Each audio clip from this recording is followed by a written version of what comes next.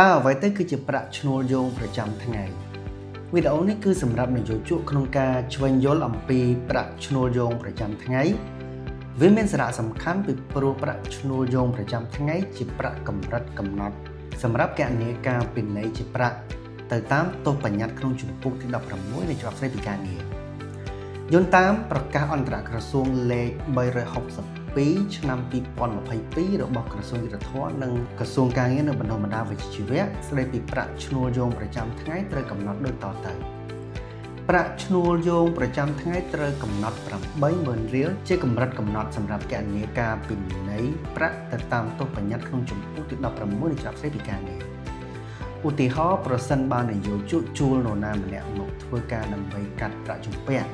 មានន័យថានយោជកល្មើសនឹងមាត្រា16នៃច្បាប់ស្តីពីការងារត្រូវប្រន្ទាទោសតាមមាត្រា370នៃច្បាប់នេះដោយត្រូវពិន័យជាប្រាក់ពី61ថ្ងៃទៅ90ថ្ងៃនៃប្រាក់ឈ្នួលយោងប្រចាំថ្ងៃមានន័យថាត្រូវយក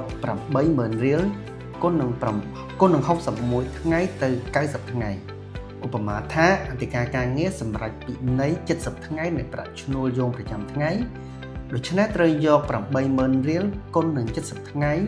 ស្មើនឹង 5,600,000 រៀលទី2ប្រាក់ឈ្នួលយោងប្រចាំថ្ងៃត្រូវកំណត់ 20,000 រៀលជាកម្រិតកំណត់សម្រាប់គណនាការពិន័យជាប្រាក់ចំពោះអ្នកប្រព្រឹត្តល្មើសនឹងមាត្រា261មាត្រា264និងមាត្រា372នៃច្បាប់ស្តីពីការងារឧទាហរណ៍ប្រសិនបើនយោជកប្រើប្រាស់បុគ្គលិកបរទេសដែលគ្មានប័ណ្ណការងារនិងសៀវភៅការងារដែលចេញដោយក្រសួងការងារនិងបណ្ដុំបណ្ដាវិជ្ជាជីវៈមានន័យថានយោជកល្មើសនឹងមាត្រា261នៃច្បាប់ស្តីពីការងារត្រូវប្រន្ទាទោសតាមមាត្រា372នៃច្បាប់ស្តីពីការងារដែលត្រូវពិន័យជាប្រាក់ពី61ថ្ងៃទៅ90ថ្ងៃនៃប្រាក់ឈ្នួលយោងប្រចាំថ្ងៃ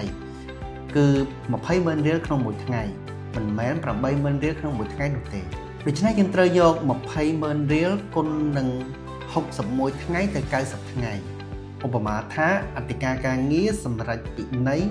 63ថ្ងៃនៃប្រាក់ឈ្នួលយោងប្រចាំថ្ងៃដូច្នេះត្រូវយក 20,000 រៀលគុណនឹង63ថ្ងៃស្មើនឹង 12,600,000 រៀលខ្ញុំសង្ឃឹមថាវីដេអូនេះមានសារៈសំខាន់ចំពោះនយោជកក្នុងការឆ្វេងយល់អំពីប្រាក់ឈ្នួលយោងប្រចាំថ្ងៃ